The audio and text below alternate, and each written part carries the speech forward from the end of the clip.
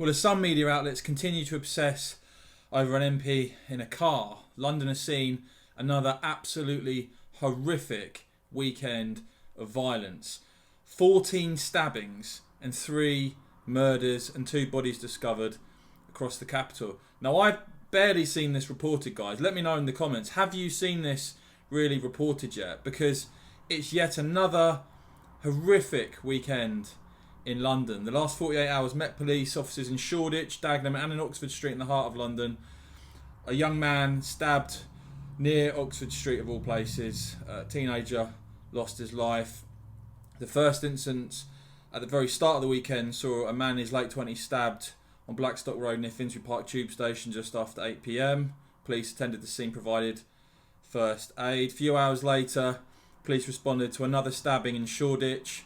The victim, a 29-year-old, is believed to have been attacked in Ravy Street near the junction with the Great Eastern Street. Managed to flag down a taxi driver who was passing at the time. At 3:50 a.m, police were called to the hospital alongside ambulance services. The man was rushed to another East London hospital for care. Just after midday on Saturday, 2 dead bodies have been discovered by police in Dagenham in what is being believed to be linked circumstances. In Marble Arch, a man was rushed to hospital with gunshot wounds. He remains in hospital in a serious condition. Just after midnight on Sunday, a man was stabbed and suffered head injuries in an attack on Upper Berkeley Street around 2 a.m. A young man was put in a serious condition after being shot in the West End of London in another late night attack. Guys, I could go on, but it amazes me that people almost, or the media, seem to have become desensitised to this horrific, consistently horrific wave of violence that we're seeing in London. Don't forget, I did a video the weekend before, 5 people were shot and 8 people stabbed. This weekend, 3 murders and 14 stabbings. I'll just remind you, by the way, of the figures, the latest ONS figures that came out. Basically, they showed that knife crime is 51% higher than when recording began in 2011, is the highest on record. London saw homicides involving knife crime rise by 28%, while the rest of the country saw a 7% decrease.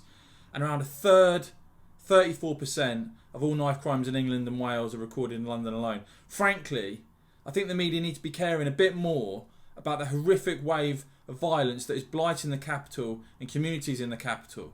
14 stabbings in a single weekend, as I said. The weekend before, 5 shot and 8 stabbed. This is reality of what is going on now. Knife crime at a record high.